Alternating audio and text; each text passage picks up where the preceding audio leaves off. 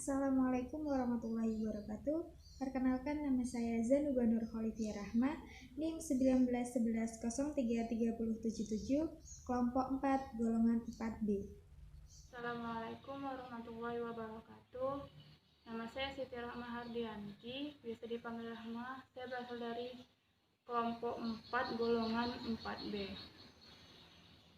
Nama saya Ella Prastianingrum, NIM 1915103373, kelompok 4, golongan 4B. Tujuan dalam praktikum sifat koligatif larutan adalah: pertama, mengetahui titik didih Aquades larutan glukosa 18 gram per 100 ml dan larutan NaCl 5,85 gram per 100 ml. Yang kedua, mengetahui titik beku pada Aquades larutan glukosa 18 gram per 100 ml dan 36 gram per 100 ml. Yang ketiga, mengetahui titik didih Aquades dan urea setelah pengamatan yang dilakukan setiap 5 menit sekali selama 30 menit. Sifat koligatif larutan. Sifat koligatif larutan adalah sifat larutan yang tidak bergantung pada jenis zat terlarut tetapi bergantung pada banyaknya partikel zat terlarut dalam larutan tersebut. Sifat koligatif larutan dibedakan menjadi dua: sifat koligatif larutan non-elektrolit dan sifat koligatif elektrolit. Hal itu disebabkan zat terlarut dalam larutan elektrolit bertambah jumlahnya karena terlarut menjadi ion-ion, sedangkan zat terlarut pada larutan non-elektrolit jumlahnya tetap karena tidak terlarut menjadi ion-ion. Sesuai dengan hal-hal tersebut, maka sifat koligatif larutan non-elektrolit lebih rendah daripada sifat koligatif elektrolit.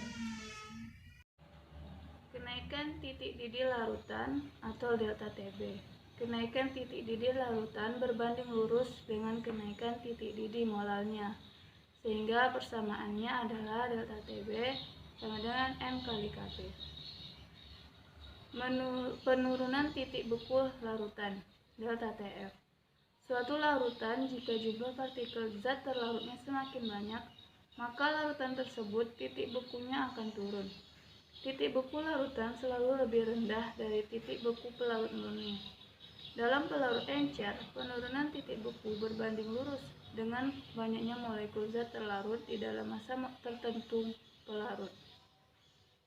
Supercooling adalah pendinginan cairan di bawah titik bekunya tanpa mengubah wujud cair menjadi padat. Massa molekul relatif adalah bilangan yang menyatakan harga perbandingan massa satu molekul suatu senyawa dengan 1/12 massa satu atom karbon 12. Mr sama dengan jumlah massa atom relatif dari semua atom penyusun. Kemudian untuk cara kerja penurunan titik beku itu harus ada 5 gelas beker yang sudah ditanda dengan A, B, C, D, dan E. Kemudian 5 gelas beker tersebut masing-masingnya diisi dengan 100 gram es batu.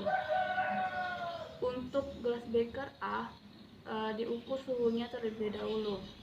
Lalu gelas beker B diisi dengan 18 gram glukosa dan gelas beker C ditambahkan 36 gram glukosa.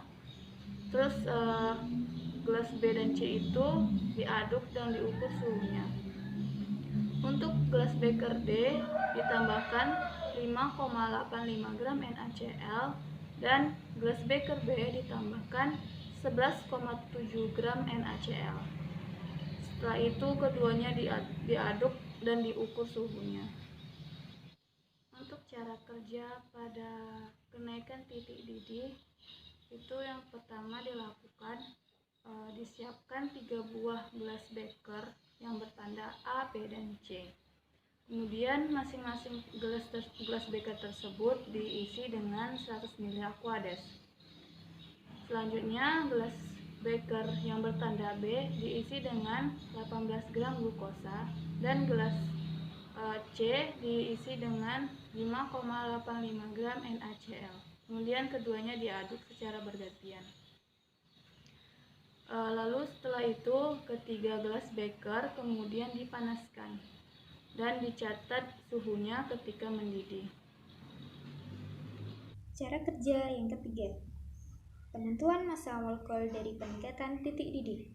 Yang pertama, kita siapkan 2 elemen A dan B. Kemudian, dimasukkan ke dalam masing-masing elemen A dan B 100 ml Aquades.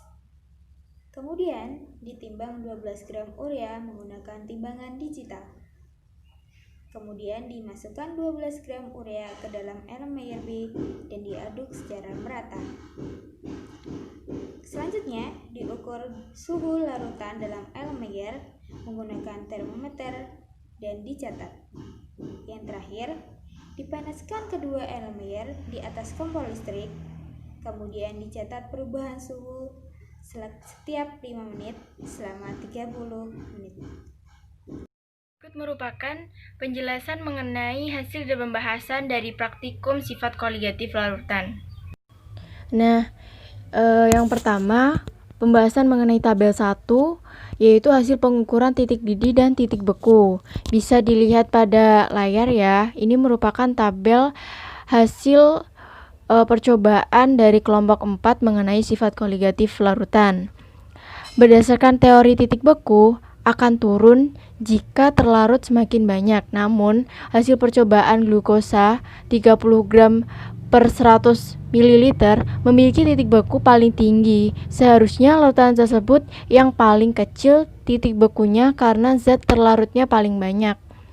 Nah, perbedaan pengukuran titik beku menurut teori dan berdasarkan pengamatan sendiri mengalami perbedaan. Kemungkinan disebabkan oleh proses pembekuan masing-masing larutan tidak sama, sehingga dalam pengukuran titik beku tidak diperoleh data yang akurat. Selain itu, kurang teliti dalam menimbang bahan dan termometer yang digunakan belum dalam keadaan yang stabil. Larutan NaCl dengan larutan glukosa memiliki titik beku yang berbeda. Titik beku yang paling besar adalah larutan glukosa, yaitu minus 2 derajat Celcius. Ini dikarenakan jumlah zat terlarutnya paling besar, sedangkan NaCl merupakan larutan elektrolit dan larutan elektrolit memiliki sifat koligatif lebih besar daripada zat koligatif non-elektrolit. Jenis zat pelarut pada perubahan titik didih dan titik beku tidak berpengaruh. Justru yang berpengaruh adalah jumlah partikel zat terlarut, maka titik bekunya akan turun dan didih akan naik. Nah, selanjutnya penjelasan mengenai tabel 2, yaitu peningkatan titik didih pelarut dan titik didih larutan. Bisa dilihat dalam tabel ya. Tabel tersebut merupakan hasil percobaan dari kelompok 4.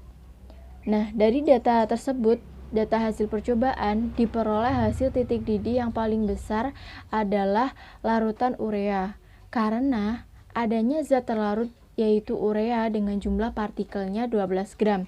Sedangkan Aquades hanya sebagai zat pelarut saja. Semakin banyak zat terlarut dalam suatu larutan, akan menyebabkan konsentrasi semakin besar. Pengaruh konsentrasi akan menyebabkan perubahan pada penurunan titik beku, kenaikan titik didih, penurunan tekanan uap, dan tekanan osmosis. Titik didih normal Aquades adalah 100 derajat Celcius. Dari percobaan di menit 15-25 bisa dilihat dalam tabel, titik didihnya naik menjadi 101 derajat Celcius. Data ini pastinya berbeda dengan titik didih normalnya yaitu 100 derajat Celcius. Ini dikarenakan karena termometer yang kami gunakan belum dalam keadaan stabil atau kurang telitinya pengamat dalam mengamati termometer. Begitu juga dengan larutan urea. Titik didih normal urea adalah 103 derajat Celcius. Namun bisa dilihat dalam tabel, hasil percobaan kami yaitu memperoleh 102 derajat Celcius. Kesalahan ini dikarenakan kurang telitinya praktikan dalam mengamati termometer dan juga perbedaan waktu ketika menggunakan termometer.